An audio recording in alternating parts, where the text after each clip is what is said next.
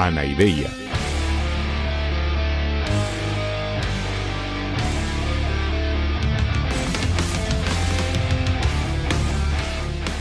Podcast cínico de divulgación filosófica.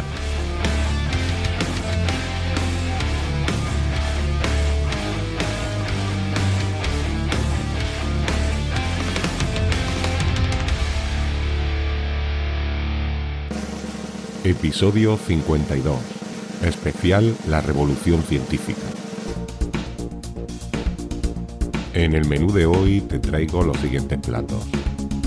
Empezaremos hablando del contexto en el que surgió la llamada Revolución Científica. Hablaremos en concreto de Nicolás Copérnico, nos ocuparemos de Galileo Galilei, hablaremos también de Johannes Kepler.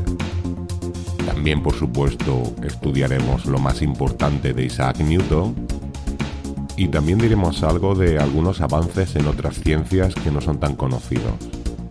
Y finalmente nos cuestionaremos, junto a nuestro amigo Diógenes de Sinope, si todo esto puede considerarse realmente una revolución o tiene más de mito que de otra cosa.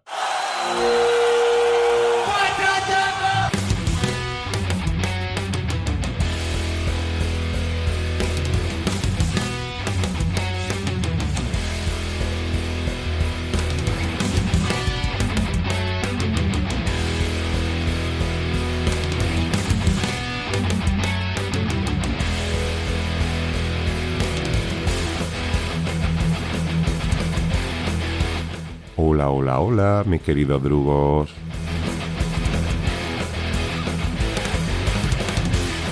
Bueno, pues tras nuestro recorrido por toda la filosofía antigua y medieval, estamos ya en disposición de abordar la etapa del pensamiento a la cual pertenecemos nosotros. Porque nosotros somos mujeres y hombres modernos y nuestra manera de entender el mundo adoptó su configuración actual a partir sobre todo de este momento en el que vamos a retomar el relato.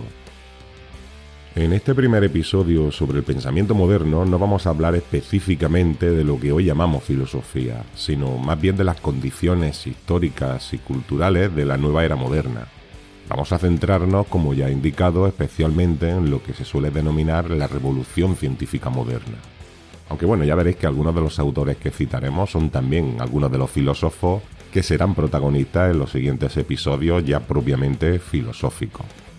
Porque ya sabéis, ya os he dicho otras veces, que hasta este momento todavía no se habían separado las ciencias naturales del tronco común de la filosofía. Así que, como decía ya que el Destripador, que no creáis que me había olvidado, vayamos por partes. Y como diría mi querido Joan Martín, todos los caminos llevan a Roma. Y en este asunto, desde luego, no podía ser de otra manera. Por cierto, que no os podéis perder Roma Eterna, que es el magnífico podcast de Iván, y os recomiendo que lo busquéis en iVoox y lo disfrutaréis muchísimo como hago yo.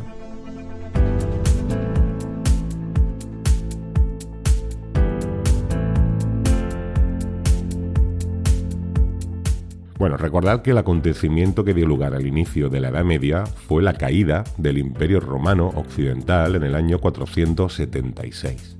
Pero recordad también que el Imperio Romano Oriental siguió existiendo y que de nuevo nos encontramos con que el acontecimiento que inicia la Edad Moderna es la caída definitiva de este Imperio Romano Oriental, es decir, la caída de Constantinopla en el año 1453 por parte de los otomanos, que era el nuevo gran imperio islámico.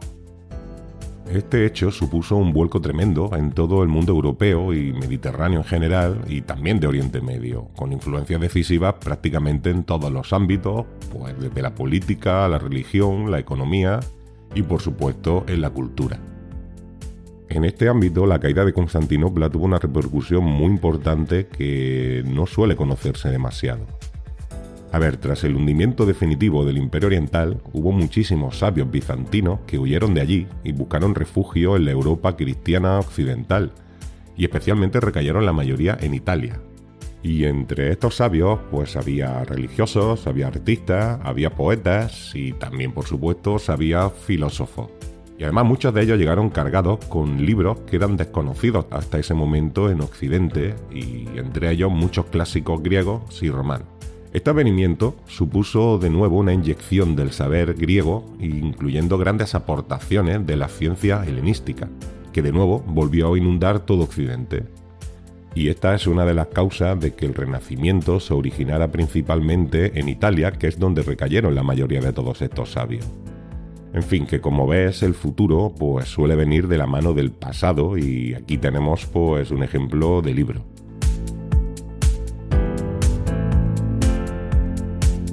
Otro factor clave para entender la nueva era moderna es un elemento técnico con una repercusión brutal en todo el ámbito cultural, y se trata del invento de la imprenta en el año 1440 por Gutenberg. A partir de este momento, los libros dejaron de ser un tesoro exclusivo de las élites intelectuales y llegaron de hecho a popularizarse y a llegar a muchísimas más personas, permitiendo así también el surgimiento de muchos talentos individuales que no estaban alineados con la Iglesia.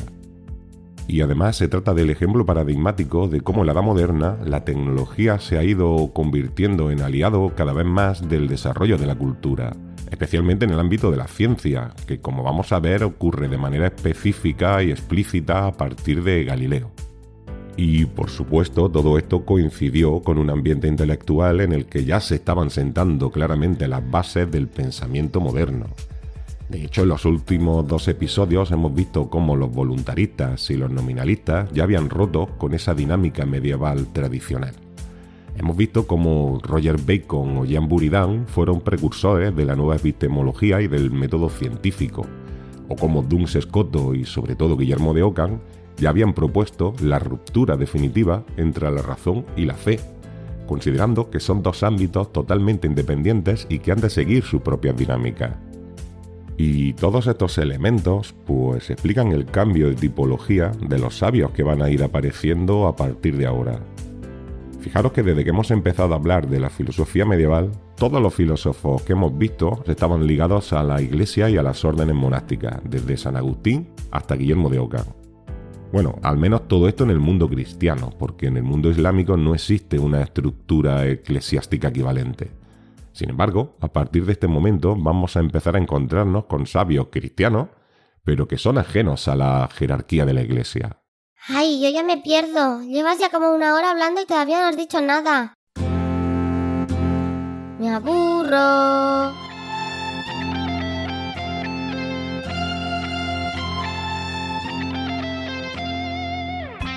Hola, Pipi. Bueno, sí que he dicho muchas cosas importantes.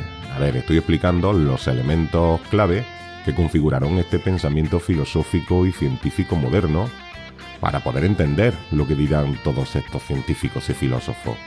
Pero has dicho como 27 elementos de eso sin ni una palabra de ciencia, no des tantas vueltas. Pero Pipi, a ver, aunque parezcan que son vueltas, en realidad son cosas muy concretas y que enseguida vas a ver cómo se plasman en los científicos que vamos a ver. Mira, te propongo una cosa, como un juego. Te voy a ir explicando la historia de Copérnico, que es el primer gran héroe, digamos, de la ciencia moderna, y te invito a que tú vayas detectando en él, en su vida y en sus investigaciones, todos estos elementos que acabo de explicar. Ya verás que todos se cumplen y creo que será divertido. Uy, sí, eso parece divertidísimo. Pero vale, seguro que es mejor que seguir escuchándote dar vueltas. Que sí, ahora verás. Bueno, Nicolás Copérnico, nació en Polonia en el año 1473. Es decir, que estamos situados en un siglo y pico después de Guillermo de Ockham y también en unos 30 años después del invento de la imprenta y justamente 20 después de la caída de Constantinopla. Me aburro. Vale. A ver, Copérnico estudió en la Universidad de Cracovia, pero después vivió mucho tiempo y se formó en Italia. Allí vivió, por ejemplo, en Bolonia, donde fue asistente de un famoso astrónomo. También vivió en Roma, en Padua. En fin, que dio muchas vueltas y conoció a muchos intelectuales de la época. Ah, en Italia en esa época es donde dijiste que había muchos sabios que se habían escapado de Constantinopla, ¿no? Con sus libros. Pues sí, mira, justamente Copérnico vivió la mejor época de la efervescencia y la recuperación de la ciencia helenística, que había provocado justamente el advenimiento a Italia de todos aquellos sabios bizantinos. De hecho, Copérnico fue un gran conocedor de la astronomía helenística y, por ejemplo, se declaraba gran admirador de Ptolomeo.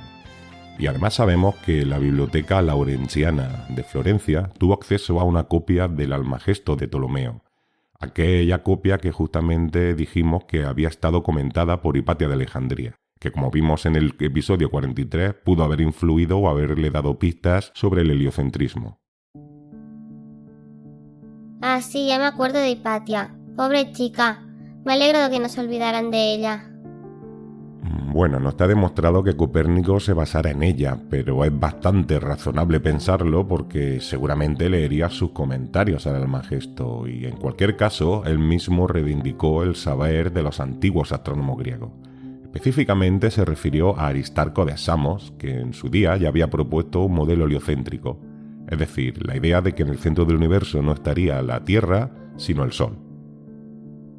Finalmente volvió a su tierra, volvió a Polonia, pero pudo seguir aprendiendo mucho gracias a la excelente biblioteca que fue creando y, de hecho, allí en su estudio polaco fue donde desarrolló la mayoría de sus teorías. Ah, ese es otro de los elementos que has dicho, ¿no? Lo de los libros de imprenta. Muy bien, Pipi, lo estás haciendo estupendamente. Efectivamente, la colección de obras a la que pudo acceder Copérnico era de un nivel totalmente impensable hasta entonces. Por mucho dinero que se tuviera, hasta 50 años antes, los libros eran privilegio exclusivo de los reyes, de las universidades o de las abadías, como por ejemplo en la Abadía del Crimen que visitamos en el episodio anterior con su magnífica biblioteca que acabó ardiendo. Y aunque Copérnico siempre estuvo próximo a la Iglesia, e incluso trabajó en la administración de la diócesis polaca donde se estableció definitivamente, él no era ya un monje, sino era un ciudadano independiente, ávido de saber, pero libre en sus investigaciones. Y esa libertad investigadora está realmente ligada a esa nueva concepción de la razón y de la ciencia como un ámbito totalmente independiente de la fe y de la religión. Ese es otro de los elementos que has dicho, ¿no? Lo que decía Guillermo de Ockham de que la fe y la razón son independientes, ¿no? Sí, Pipi, exactamente. Y bueno, ya veo que eso, aunque sea una cosa complicada, la entendiste muy bien en nuestra aventura como monjes medievales del otro día. Sí, claro, ¿cómo no me iba a enterar? Cuando te convertiste en Guillermo de Ockham eras tan pesado como siendo Juanma. Jaja, muy graciosa. Bueno, mira, tú en cambio como Hacho de Mel eras más obediente. ¿Te gustaría que fuera obediente como ese novicio? No se te ocurra, Pipi, me encanta que seas una niña tan loca y tan libre, solo bromeaba. En fin, te decía que desde el momento en que los voluntaristas, como Ockham, postularon la total independencia entre la fe y la razón, pues abrió la vía para que pensadores no religiosos como Copérnico pudieran basarse solo en la vía de la razón sin tener nada en cuenta a Dios ni a la teología para sus teorías. Pero a ver, ¿eso es una novedad? ¿No es eso lo que hacían ya los filósofos griegos? Sí, Pipi, y por eso es por lo que hablamos de renacimiento, porque es que a partir de esta fractura entre el pensamiento racional y el religioso, pues volvemos un poco a los orígenes, al pensamiento clásico y al pensamiento helenístico, es decir, a la ciencia y a la filosofía anteriores a la consolidación de la religión monoteísta como la principal vía de acceso a la verdad. Vale, ya entiendo. Pero entonces, ¿qué es lo que dijo ese Copérnico? Bueno, ya te he avanzado un poco la idea principal. Él propuso un modelo cosmológico que era totalmente contrario al aristotélico. Recuerda que Aristóteles pensaba que la Tierra estaba en el centro del universo y que los demás cuerpos celestes giraban engarzados en esferas etéreas alrededor de la Tierra. Sí, claro que me acuerdo. En el episodio 34 recorrimos ese universo en la nave espacial del señor Spock. Sí, exactamente.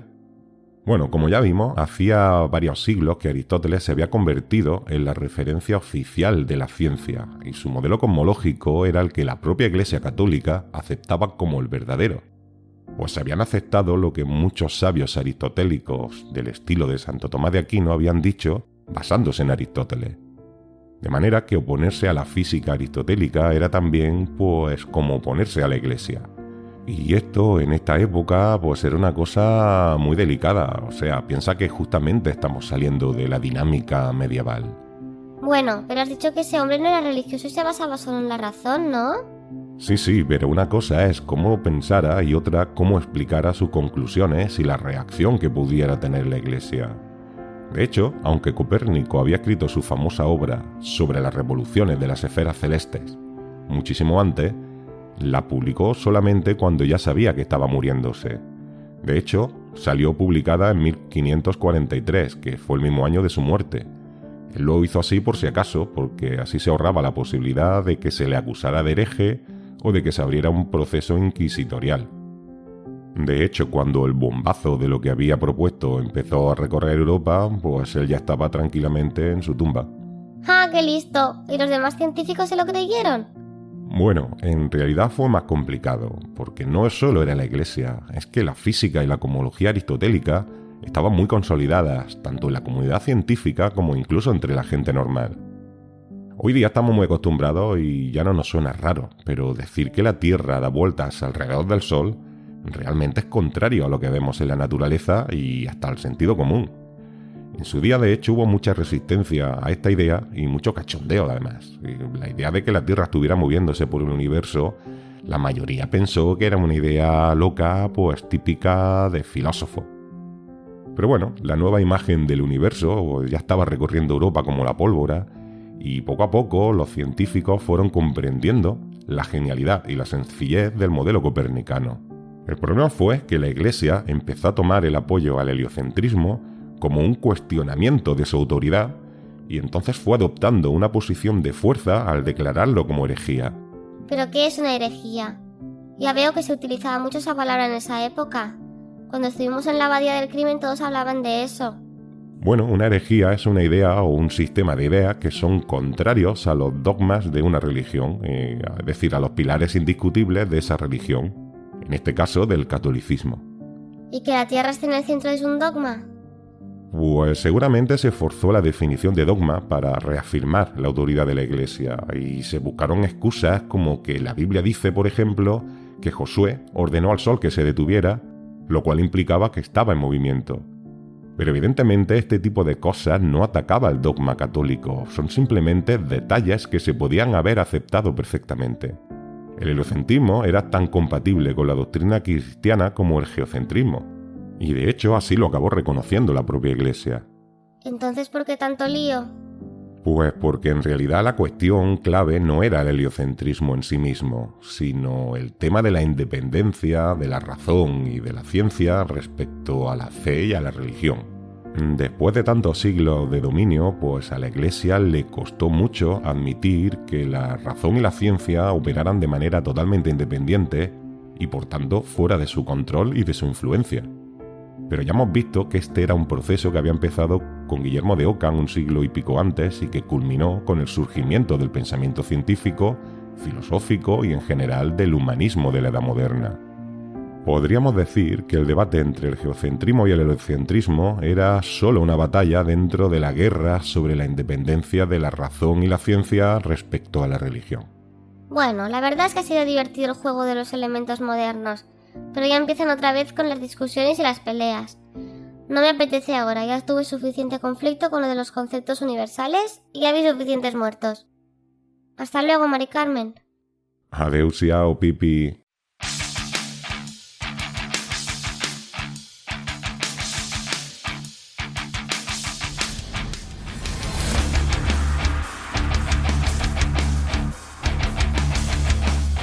Bueno, pues siguiendo el hilo de la revolución en la astronomía, pasados unos 20 años más o menos de la muerte de Copérnico y de la publicación de su obra, nació en Pisa Galileo Galilei.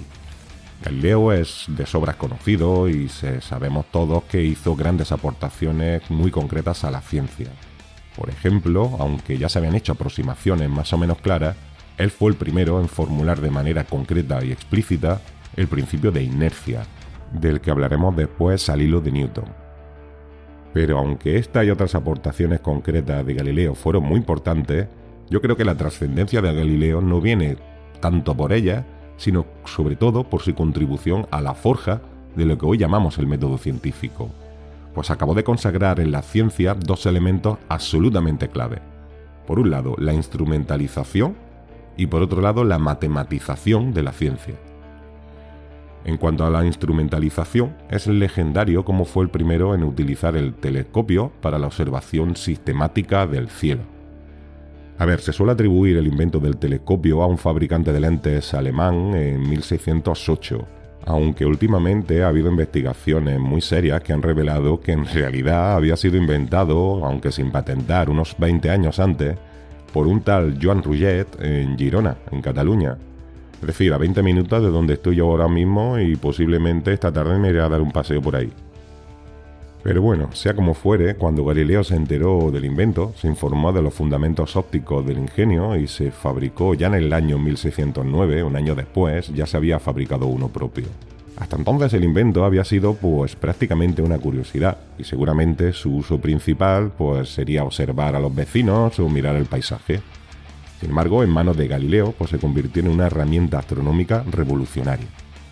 Hasta ese momento el cielo solo había sido observado a simple vista, pero con su telescopio, Galileo pudo observar de manera sistemática los cuerpos celestes e hizo toda una serie de descubrimientos espectaculares, como que la Luna no era esa esfera etérea que había postulado Aristóteles, sino que estaba llena de montañas y de valles y de abismos, más o menos como la Tierra.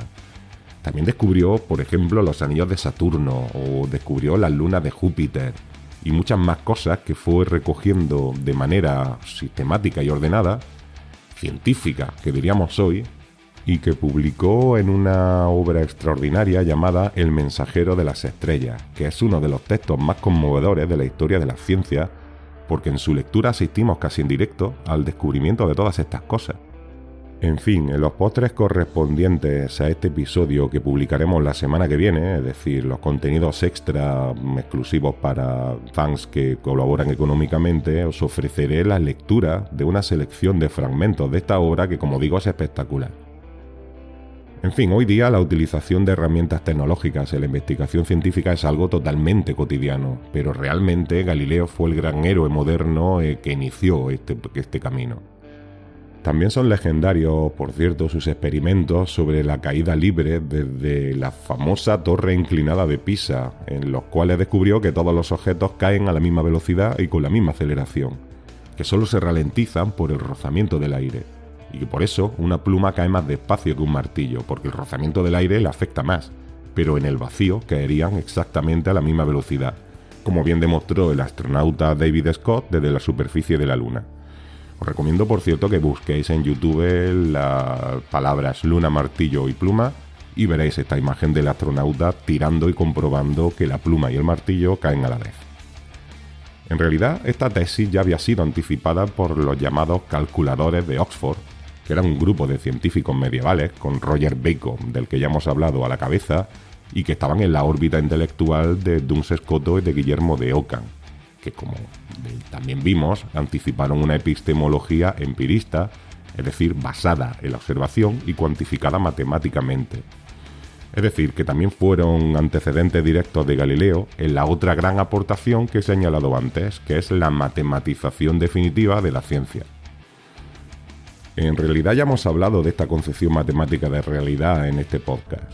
Recordad que en el episodio 5 de Anaideia, en el que estuvimos hablando de Pitágoras y de los pitagóricos, vimos que la idea de que en la realidad subyace una estructura matemática ya era original de aquellos pitagóricos, y ellos lo expresaban diciendo que el arjé es el número, y que esta misma idea es expresada por Galileo en el lenguaje ya de esta época, diciendo que las matemáticas son el lenguaje con el que Dios ha creado el universo.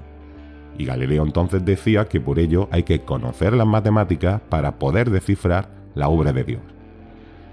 La cuestión es que a partir de ese momento, pues los científicos van a ir expresando matemáticamente sus propuestas cada vez con más frecuencia y más sistemáticamente, hasta que finalmente se ha acabado por convertir en un estándar de la ciencia que hace que hoy día cualquiera que quiera estudiar ciencias tiene clarísimo que tiene que hartarse de matemáticas. En fin, el final de la vida de Galileo fue muy movido y bastante triste porque cuando tenía ya 69 años, en el 1633, pues la Inquisición lo juzgó por defender el heliocentrismo acorde con Copérnico y lo obligó a renegar de sus tesis y a vivir el resto de su vida bajo arresto domiciliario. Por cierto que el mismo inquisidor que lo juzgó fue el que unos años antes había condenado a la hoguera a Giordano Bruno, que también había defendido tesis heliocéntricas. Aunque bueno, también hay que tener en cuenta que en el caso de Bruno no era solo eso, sino que Giordano Bruno también mantenía opiniones teológicas muy arriesgadas, entre otras cosas un panteísmo de tipo espiritualista. En los postres de este episodio, el martes que viene, podréis escuchar también el texto de renuncia de Galileo, que es este mismo que tuvo que leer de rodillas delante del Tribunal del Santo Oficio y que, por cierto, la Iglesia hizo fuerza con él y lo hizo colgar en todas las iglesias de Europa como aviso a navegantes. Y cuenta la leyenda que cuando después de esa lectura ya se marchaba del tribunal, Galileo señaló al suelo con su pie y pronunció las famosas palabras «Eppur si muove», que significa «y sin embargo se mueve», refiriéndose a la Tierra.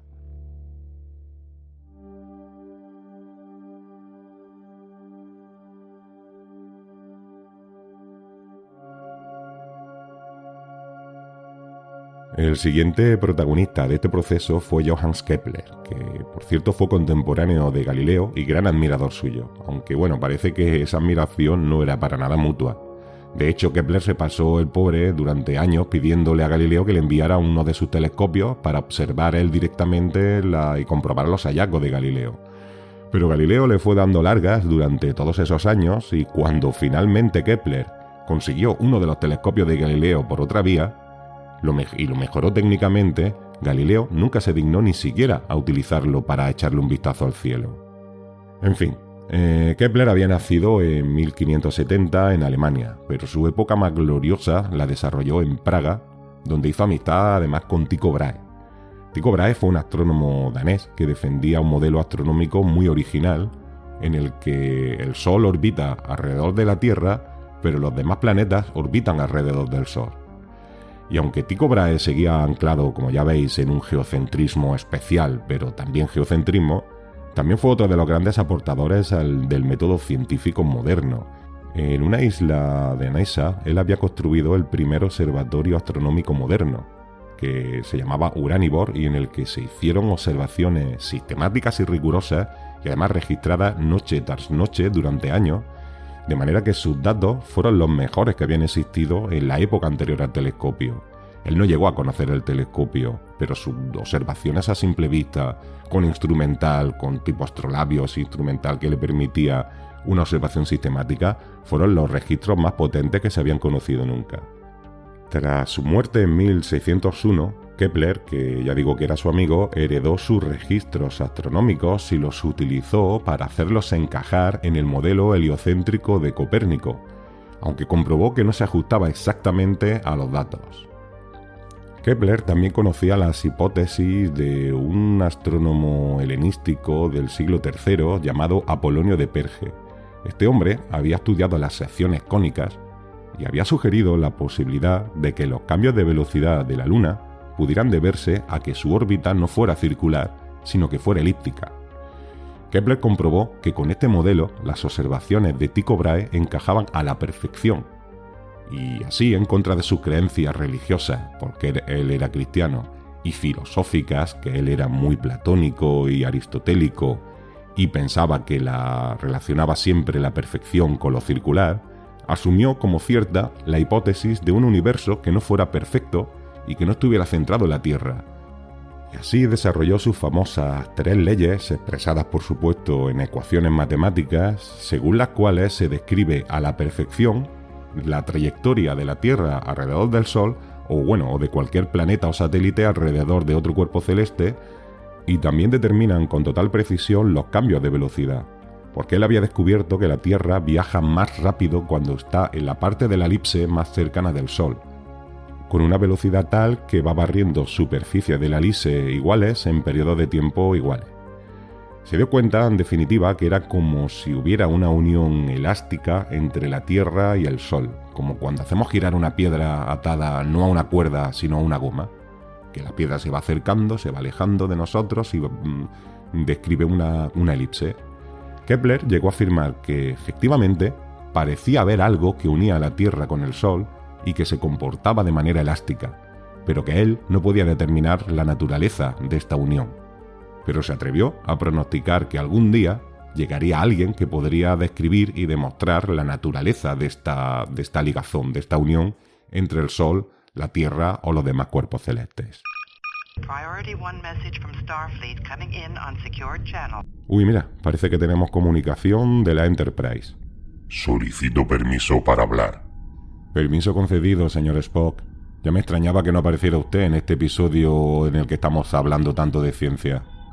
He preferido escuchar su fascinante relato sin interrumpir, pero creo que estoy familiarizado con la física terrícola a partir de Kepler, y creo que en este punto es interesante añadir que las mismas ecuaciones de Kepler han sido descritas en multitud de civilizaciones inteligentes. Bueno, pues supongo que tiene todo el sentido que sea así. De hecho, la ciencia terrícola han permanecido inalterables a través de diferentes teorías y paradigmas físicos diferentes.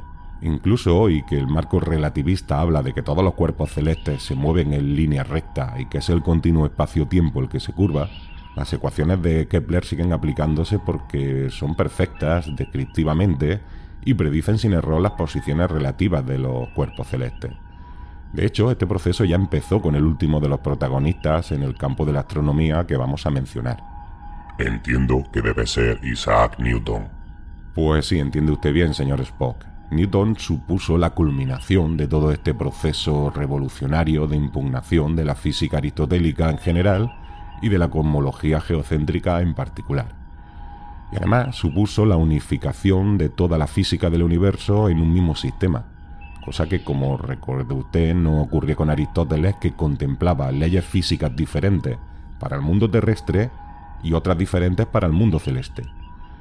Newton había nacido en Inglaterra en 1642, es decir, unos 12 años después de la muerte de Kepler, e integró en su sistema los principales elementos de sus predecesores, como por ejemplo la total matematización de su propuesta o el principio de inercia de Galileo, y también lo que estamos hablando, las ecuaciones descriptivas de Kepler, y bueno, además de otros muchos elementos importantes de otros científicos menos conocidos de los que no podemos hablar. De hecho, Newton escribió la famosa frase: «Si he llegado a ver más lejos que otros es porque me subí a hombros de gigantes», que es un reconocimiento a todos estos antecesores en los cuales se basó para poder culminar el proceso. Aunque bueno, el más famoso fue Newton, pero realmente esta frase no es original suya, sino que se encuentra en diferentes autores y se puede rastrear al menos hasta Juan de Salisbury en el siglo XII. Pero bueno, su mérito no es tanto esto como su gran extraordinaria obra llamada Principios matemáticos de la filosofía natural. Fíjese usted que en este título se ve claramente lo que siempre le digo de que todavía en esta época se consideraba filosofía lo que hoy llamamos ciencia, en concreto filosofía natural. Y bueno, esta obra supone una descripción total del funcionamiento físico del universo y además todo ello con el gran mérito de que está expuesto con una estructura equivalente a un sistema axiomático. El sistema axiomático era el método utilizado en la matemática desde los tiempos de Euclides y que recientemente se había recuperado y reivindicado por los matemáticos modernos, de los que ahora mismo vamos a hablar algo. En un método axiomático hay una serie de verdades evidentes en sí mismas llamadas axiomas. Recordad que ya Aristóteles definió lo que era un axioma, y luego aparte otra serie de verdades derivadas de ellos llamadas teoremas o proposiciones. Para daros una pincelada del sistema newtoniano y de su grandeza, creo que estaría bien que os explicáramos las tres leyes fundamentales que funcionan como axiomas del sistema y la proposición más célebre e importante que se deduce a partir de esos axiomas y de otras proposiciones anteriores. Señor Spock, usted que es un gran científico, ¿podría exponer las leyes de Newton? Encantado. La primera ley del movimiento es el principio de inercia de Galileo, y dice que si sobre un cuerpo no actúa ningún otro, éste permanecerá indefinidamente moviéndose en línea recta con velocidad constante, incluyendo el estado de reposo que equivale a velocidad cero. Efectivamente, este es el principio que ya había descubierto Galileo, al que me referí antes, y que supone, si os dais cuenta, la impugnación directa de la concepción aristotélica del movimiento. Aristóteles, recordad que decía que sin motor no hay movimiento, y ahora lo que estamos viendo que es justo lo contrario, que lo natural en los cuerpos es el movimiento a velocidad constante. La segunda ley del movimiento suele ser conocida como principio fundamental de la dinámica, y establece que para que un cuerpo altere su movimiento es necesario que exista algo que provoque dicho cambio. Ese algo es lo que conocemos como fuerza. Estas son el resultado de la acción de unos cuerpos sobre otros. Además, esta ley cuantifica el concepto de fuerza, estableciendo que la fuerza neta aplicada sobre un cuerpo es siempre proporcional a la aceleración que adquiere dicho cuerpo. La constante de proporcionalidad es la masa de ese cuerpo, de manera que podemos expresar la relación de la siguiente manera. La fuerza es equivalente al producto de la masa por su aceleración. Es decir, dicho en términos más sencillos, que cuando una fuerza se aplica sobre un objeto, provoca en ese objeto un movimiento de aceleración, y que cuanta más fuerza haya, más se acelerará, y mientras más masa tenga el cuerpo, más costará acelerarlo. Continúe, señor Spock. La tercera ley del movimiento es el llamado principio de acción y reacción, y establece que si un cuerpo ejerce una acción sobre otro cuerpo, este segundo realizará sobre el primero otra acción igual, pero de sentido contrario. Hay que tener en cuenta que aunque los pares de acción y reacción tengan el mismo valor y sentidos contrarios, no se anulan entre sí, puesto que actúan sobre distintos cuerpos. A ver, esto dicho así parece algo extraño si no estás habituado al lenguaje de la física, pero en realidad es muy sencillo y es una evidencia muy clara.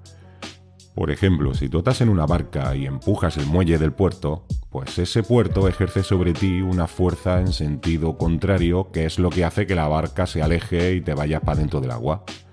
Y esto mismo ocurre con cualquier par de acción de fuerza, como por ejemplo la rueda de un coche en la carretera, o los zapatos y el suelo, o una bola de billar que choca contra otra transmitiéndole el movimiento y deteniéndose ella misma.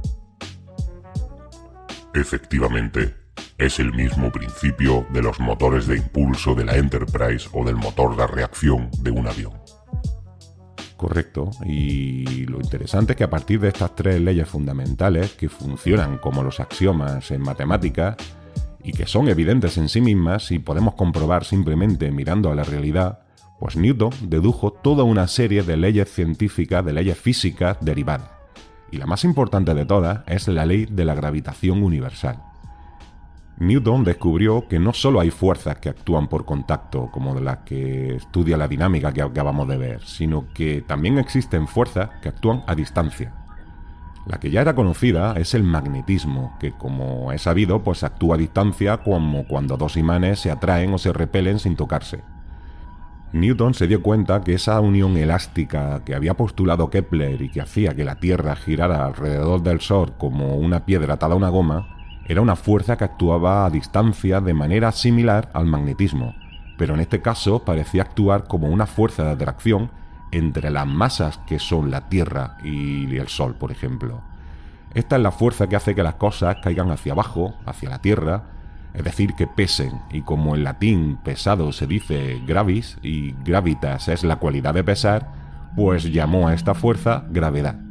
Y además estableció la ecuación que regula la fuerza de atracción entre dos masas cualesquiera en el universo. Señor Spock, ¿es usted tan amable? La fuerza gravitatoria es directamente proporcional al producto de las dos masas que se están atrayendo, e inversamente proporcional al cuadrado de la distancia existente entre esas dos masas. Es decir, que cuanto más grandes sean las masas, mayor fuerza de atracción gravitatoria habrá. Y esta fuerza irá disminuyendo exponencialmente al alejarse esas masas o aumentando exponencialmente al acercarse. Es decir, que todos los objetos con masa del universo son como imanes que se atraen todos entre sí según esa relación que acaba de explicar el señor Spock. Por ejemplo, mi peso se calcula considerando la atracción entre mi masa y la masa de la Tierra, y teniendo en cuenta la distancia, que en este caso es prácticamente cero porque la referencia es la altura a nivel del mar. Por eso yo pesaría un poquito menos en la cima del Everest y aún menos en un satélite que estuviera orbitando la Tierra. O por ejemplo, pesaría bastante menos en Marte o en la Luna, que tienen masas menores a la Tierra. Y en cambio, mi peso en Júpiter sería unas 250 veces mayor de lo que es aquí en la Tierra, puesto que se trata de un planeta que es muchísimo más grande y sobre todo tiene muchísima más masa que nuestro planeta. Y en fin, el sistema de Newton fue tan extraordinariamente potente que sumió a la física casi en una crisis, o como mínimo en el aburrimiento relativo durante un par de siglos. Se consideraba que Newton ya había explicado todo tan bien y tan perfectamente que lo único que quedaba era ir corroborando experimentalmente sus predicciones y desarrollando aspectos parciales de su sistema. Y además también tuvo un gran impacto en diferentes esferas de la cultura y entre otros en la epistemología y en la metafísica. De hecho, como veremos, Newton estará a la base de la revolución kantiana. Aunque para llegar a Kant todavía nos queda unos cuantos episodios, pero llegaremos y veréis que tiene mucho que ver con Newton. Fascinante. Estoy deseando conocer a ese tal Kant. Pero tengo una duda. Como le he dicho, yo ya conocía la física de Galileo, Kepler y Newton. Sin embargo, no conozco los desarrollos científicos de esta época en otros campos de la ciencia. ¿No hubo un desarrollo equivalente en otras ciencias a partir del Renacimiento? Pues muy buena pregunta, señor Spock, porque de hecho la fama y lo legendario de estos personajes y de estos avances en física que acabamos de ver suelen ocultar a las demás ciencias, pero realmente también hubo un desarrollo muy importante en otras ramas de la ciencia.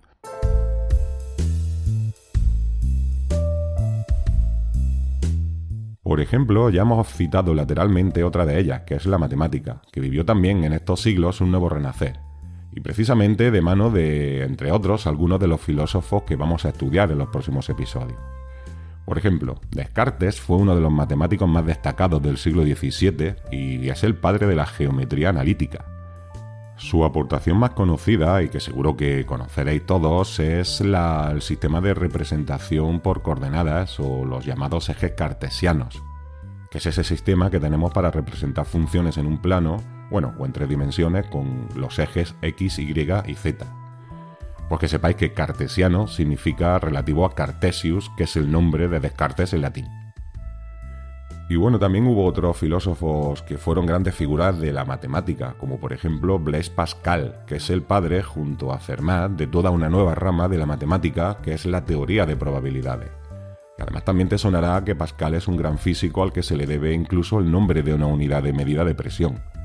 Y no puedo dejar de mencionar que fue el creador de la Pascalina, que era una especie de computadora mecánica que seguía la senda que ya había abierto en el siglo XIII el mallorquín Ramon Llull, en cuanto a la creación de ingenios pensantes, de los que os invito a investigar un poco porque no nos podemos detener ahora a verlos.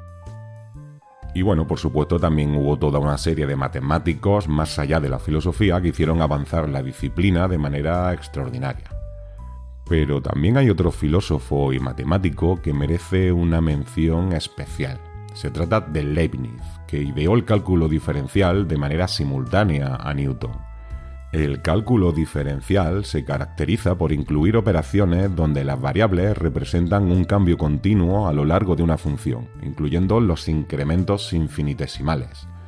Esto es lo que, si has estudiado matemáticas en secundaria, en bachillerato, es lo de los límites cuando x tiende a 0, límites cuando x tiende a infinito.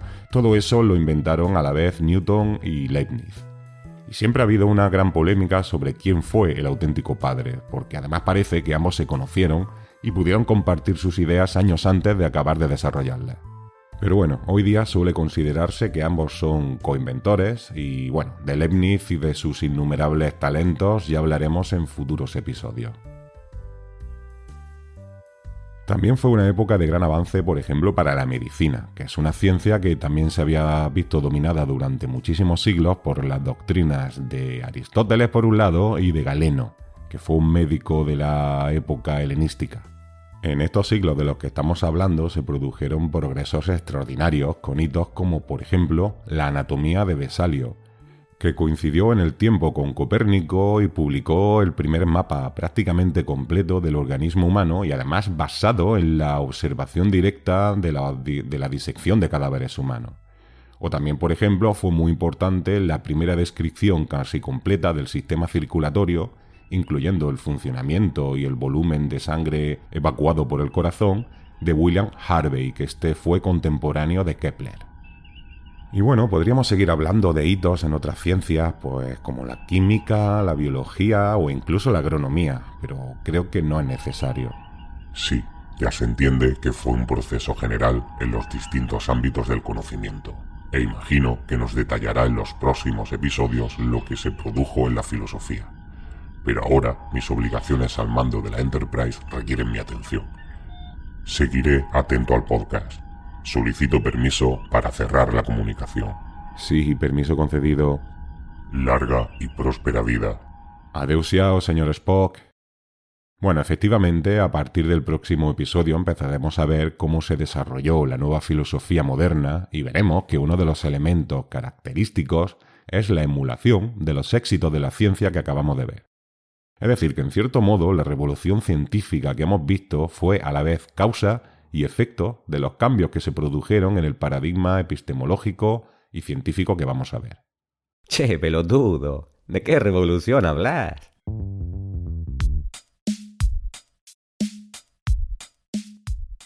Hola Diógenes, pues bueno, estoy hablando de la revolución científica moderna, de este proceso que acabamos de ver. ¿Y por qué llamas a eso revolución?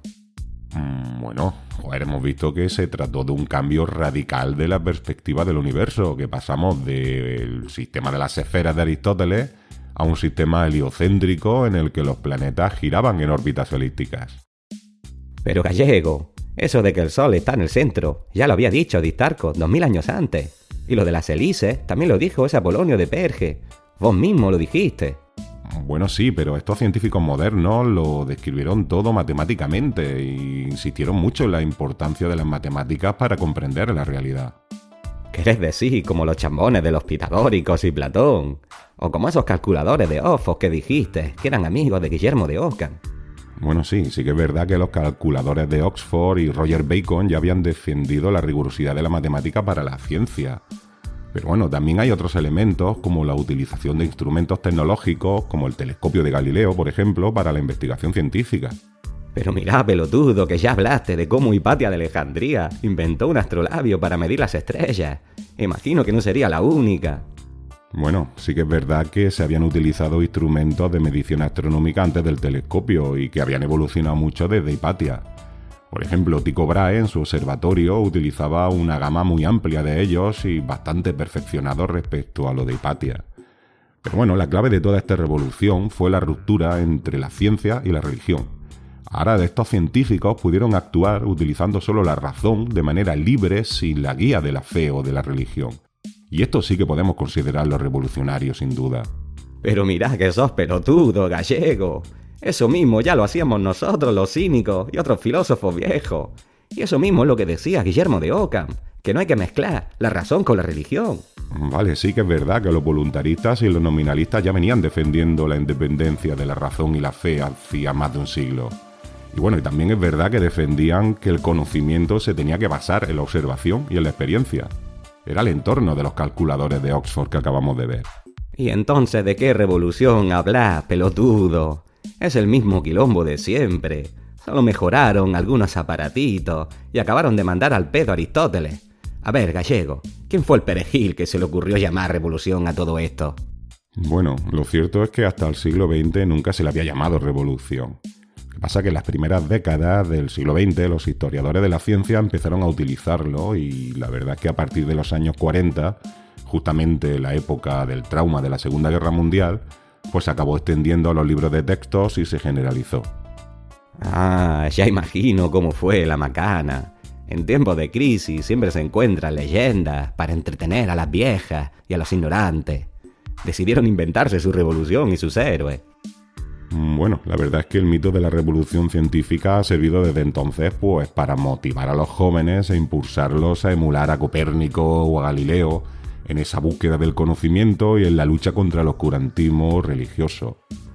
Ciertamente es un relato muy positivista y muy motivador, y por cierto que ahora que lo dice, la filosofía de la ciencia, que es una de las ramas de la filosofía con más auge en el siglo XX, desde el principio estuvo muy influida por el positivismo, por esa confianza en la ciencia como solución a todos los males de la humanidad. Y acabó incluyendo la categoría de revolución científica explícitamente. Un autor muy importante llamado Thomas Kuhn, que publicó en 1962 una de las obras más influyentes de la historia de la filosofía de la ciencia, llamada La estructura de las revoluciones científicas. Esta obra hablaba de que hay diferentes paradigmas científicos que constituyen cosmovisiones inconmensurables entre sí. Es decir, maneras incompatibles de ver la realidad y de llevar a cabo la práctica científica. Kuhn dijo que cuando un paradigma científico se agota, pues se entra en un periodo revolucionario en el que acaba surgiendo un nuevo paradigma total, pero que la comunidad científica y la sociedad en general pues les cuesta mucho abandonar el paradigma antiguo y se resisten bastante. La verdad es que ahora que lo dices, pues podemos entender todo este análisis como una justificación de la leyenda de la revolución científica por parte de filósofos como Thomas Kuhn. Obvio, gallego. Ya te dije que este tipo de mitos les gusta mucho a las viejas. Sayonara, baby. Adeusiao, Diógenes. Bueno, dejo a vuestra consideración este tema y os invito a que me digáis en los comentarios de iVoox o en los de Instagram, Twitter o TikTok si creéis que todo esto fue realmente una revolución o si se trata simplemente de una leyenda motivadora contemporánea y que en realidad lo que ocurrió fue un progreso lineal, quizá más acentuado por la diversificación del saber, gracias al nuevo contexto social y cultural que propiciaron los nuevos tiempos y, por ejemplo, la mayor difusión cultural propiciada por la imprenta. El usuario para las redes sociales es @anaideiafm para las 3 y también podéis contactar conmigo a través del mail del podcast que es anaideiafm@gmail.com. Además os recomiendo, ya que estamos, que me sigáis en las redes, sobre todo en TikTok, donde tenemos mucho contenido de divulgación filosófica en formato de vídeos cortos, que yo creo que si os gusta este podcast seguro que os gustarán también. A partir del próximo episodio regular, que saldrá de aquí a 2 semanas, abordaremos ya el pensamiento de René Descartes, que es el primer gran filósofo moderno. Y además, antes, la semana que viene, podréis degustar los postres correspondientes a este episodio de hoy, que serán las lecturas de Galileo que he anunciado y alguna otra. En esta ocasión, por cierto, podréis disfrutarlos no solo los fans con suscripción de pago mensual en iVoox o en Ko-fi, sino también todos los que hayáis hecho en algún momento una aportación económica puntual en la plataforma Ko-fi. Si te interesa escucharlo o simplemente crees que este podcast merece tu colaboración económica para mejorar, tienes los enlaces a la plataforma en la descripción de este audio. Y bueno, ahora sí, que ya me he enrollado bastante, con esto y un bizcocho, hasta el próximo martes o hasta el otro a las 8. Cuando me muera, echadme a los perros. Ya estoy acostumbrado.